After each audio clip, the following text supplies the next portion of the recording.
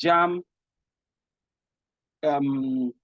laid out for us to study, to cover the various aspects of English that we are expected to cover before this exam.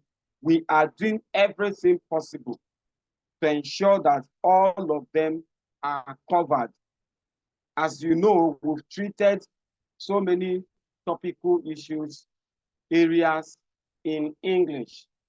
And as I often tell you, whenever we come to class, do not come to class, receive lectures, and then go home and relax without practice.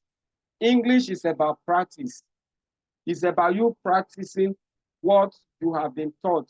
It's about you going the extra mile to find out more answers, additional answers, more examples, to add up to the examples you were given in class.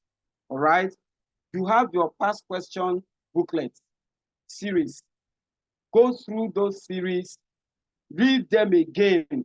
Every example we bring up in class are taken from the past questions. All right? So you don't have to, after class, you go home, just relax and say, after all, I've attended lecture. Attending lecture is very important. You reading up what you have been taught again, revising them is also very important. So last week, we started off by talking about prepositions. We got to know what prepositions are, all right? Prepositions of place, prepositions of time, all right? Phrasal verb kind of prepositions. We discussed things of prepositions. What do they do? Okay? And I told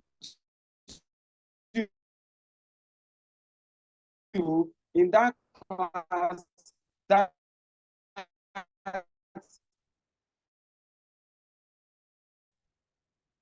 prepositions as tiny as